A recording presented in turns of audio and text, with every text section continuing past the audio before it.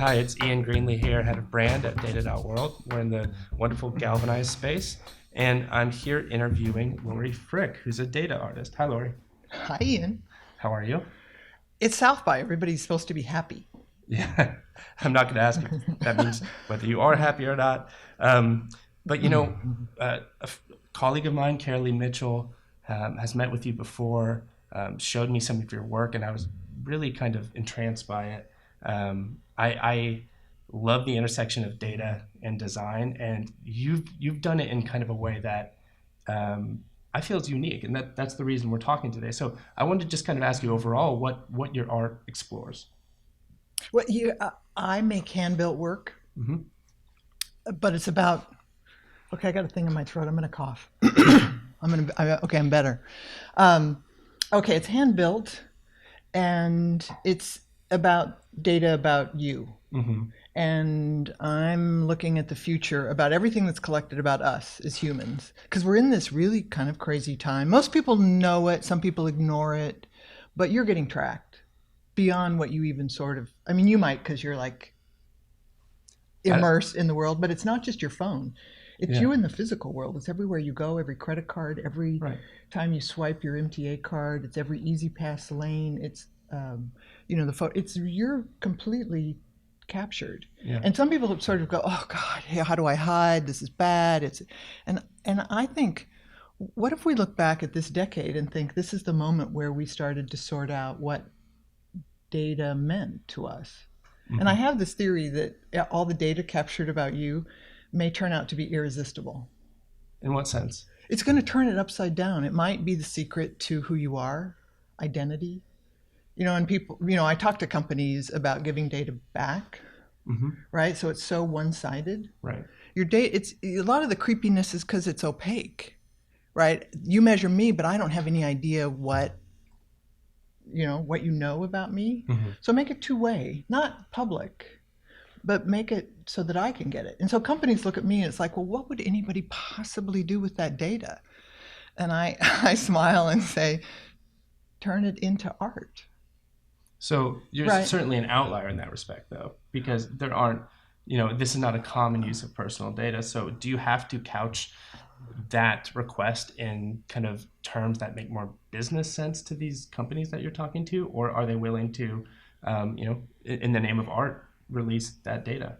No, it's going to take a lot more persuasion. And, some of the issue isn't that they're not willing to give it. I think the pressure is going to come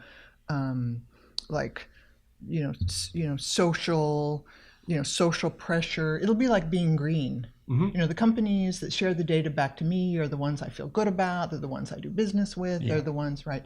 And you think, well, all right, how do I start to share it? Well, I think, and it's not data visualization and it's not bar chart. It's not ugly, boring stuff. I think there's a number of artists that are starting to work in this world of really beautiful, made representations of you and your data that you actually would want. Yeah, you can touch and feel it. You mentioned earlier that you use physical media.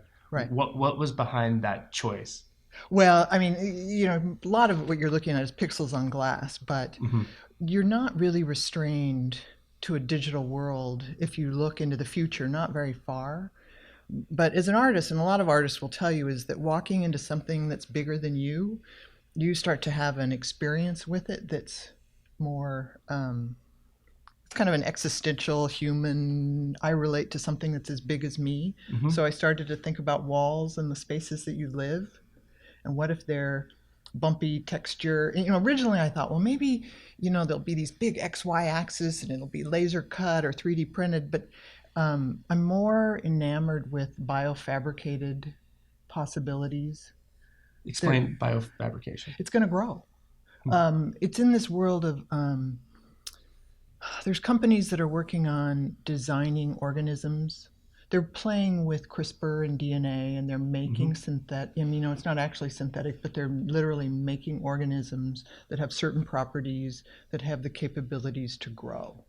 And so you think, well, maybe it looks like this bumpy texture And one of the properties of bacterial cellulose, which looks like paper, is that it dissolves when it gets wet. They've tried to make clothes out of it, and when you sweat in it, it literally just kind of falls apart.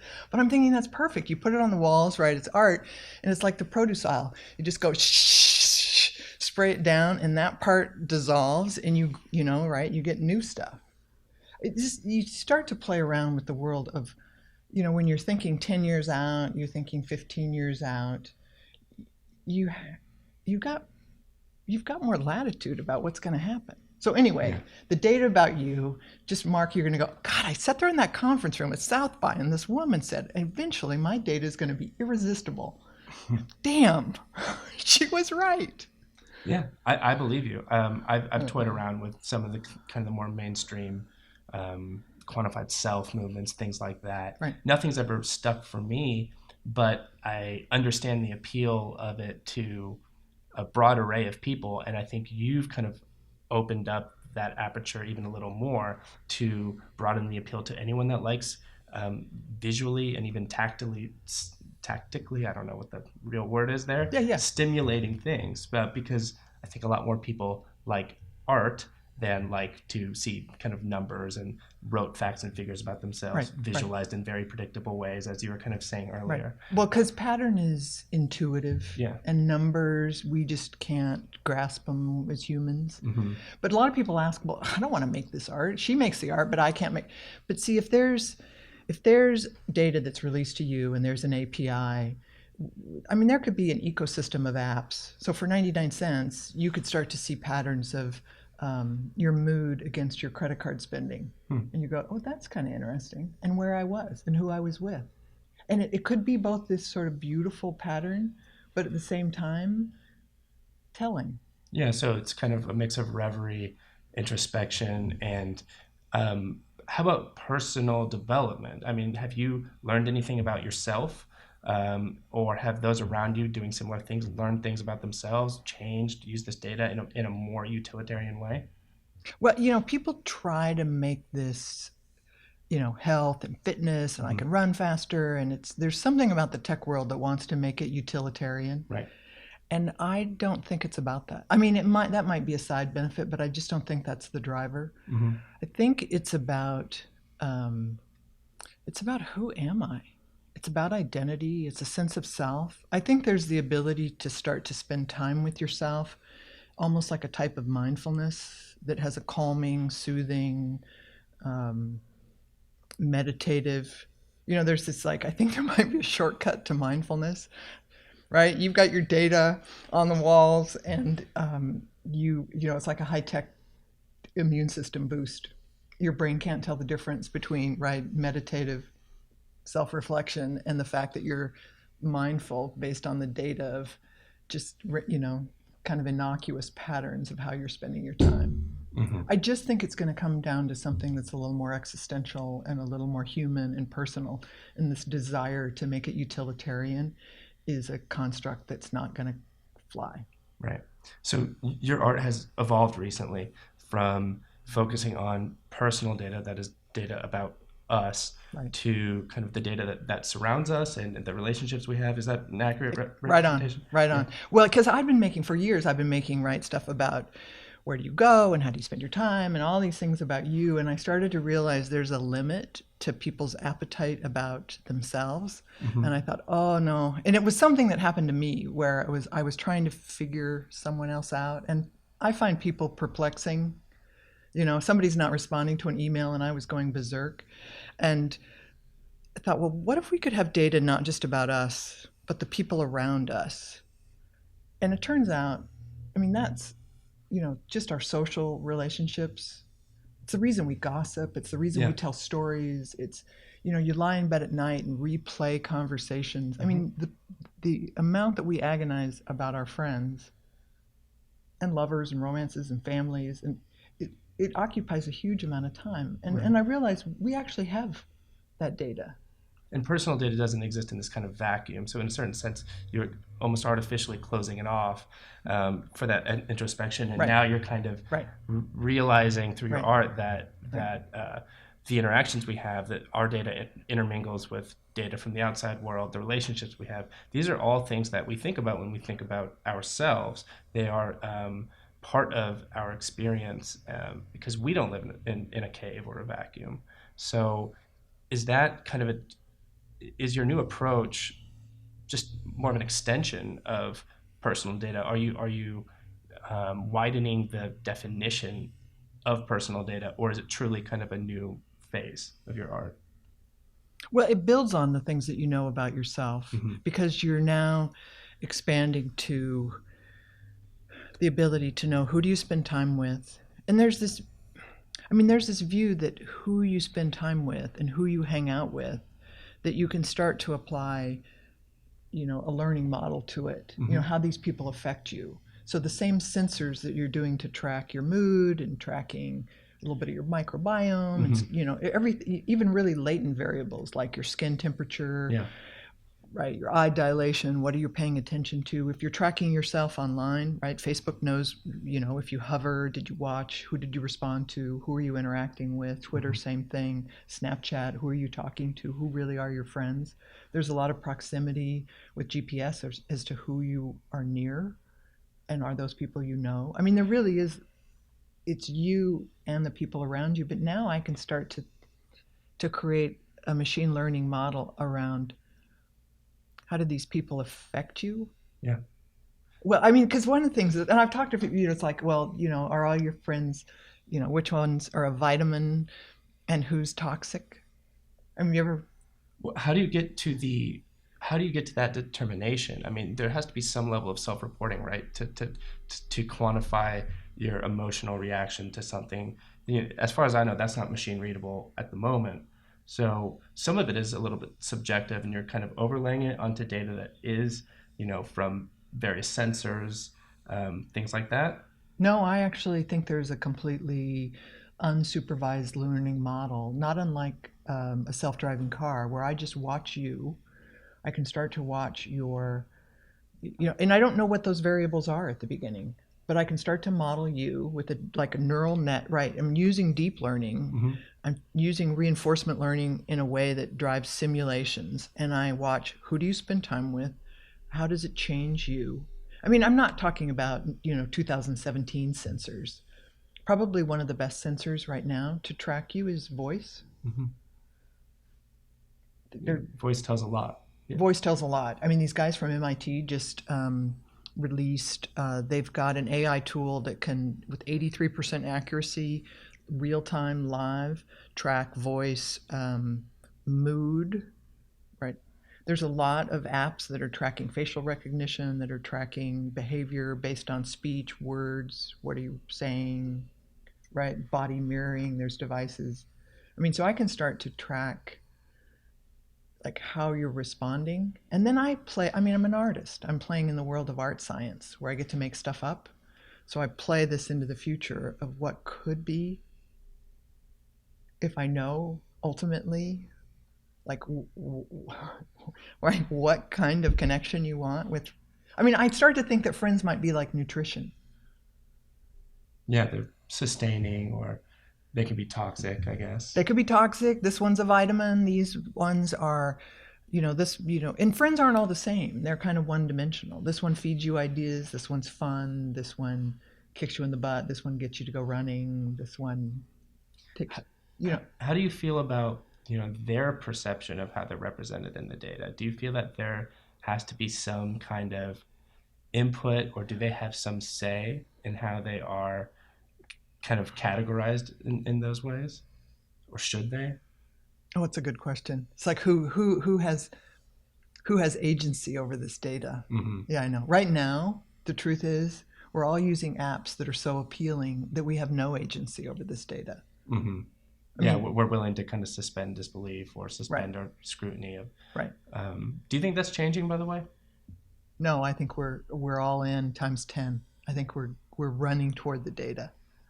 Yeah, and you've kind of embraced this, while many others, for various reasons, have kind of raised the alarm. What do you think it is about you that makes you different? That makes you more of, I hate to be so binary, but more of an an optimist about this. The techno utopian. Well, I mean, some of it as an artist, you kind of have to decide: am I going to be super pessimistic or super optimistic? You try to be reasonable in the middle, and it's boring. So I've tended toward, well, what if it goes? It's more interesting to think about what if it goes completely the opposite way. What if it's what if the way that we feel about data or social networks or how we interact with people, that it's tracking us in a way that's just serving up ads? It's not to our benefit, it's not useful to us.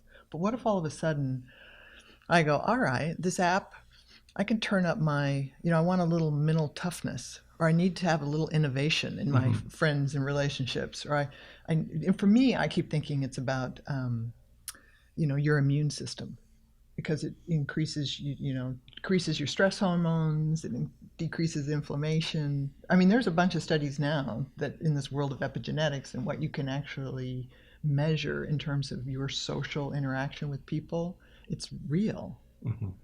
And most people, I mean, if I start to go, you could start to think about which friends really affect you in this really positive way, or kick you in the butt, but what if all of a sudden your social networks do something that's not random, that you can start to get a little bit, it's manipulated, but in a way that, I don't know, like smart drugs or like something else. It's like, no, I want that.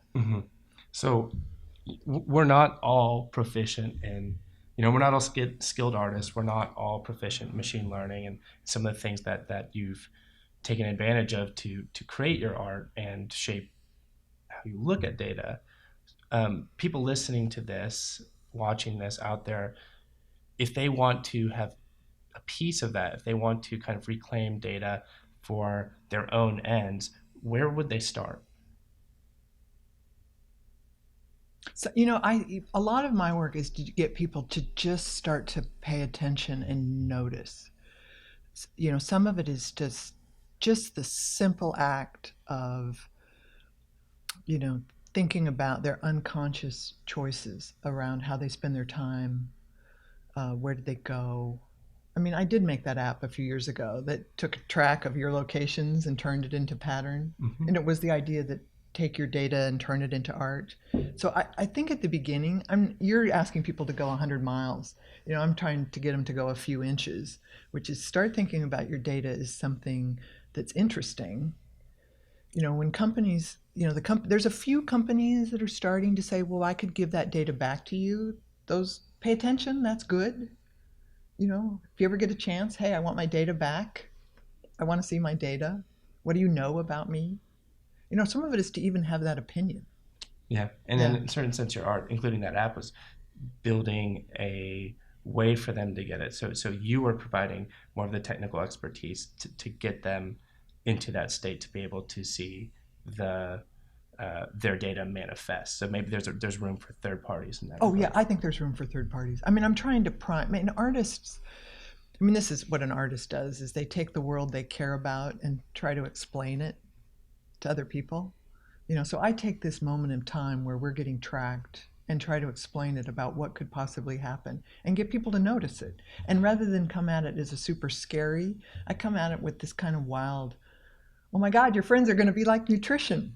Yeah. Yeah. Well, Laurie Frick, it's been a pleasure. Thanks so much this for was coming fun. out. Really hey, fun. You guys are awesome. I hunt through your site for data. It's hard to get real data sets out there.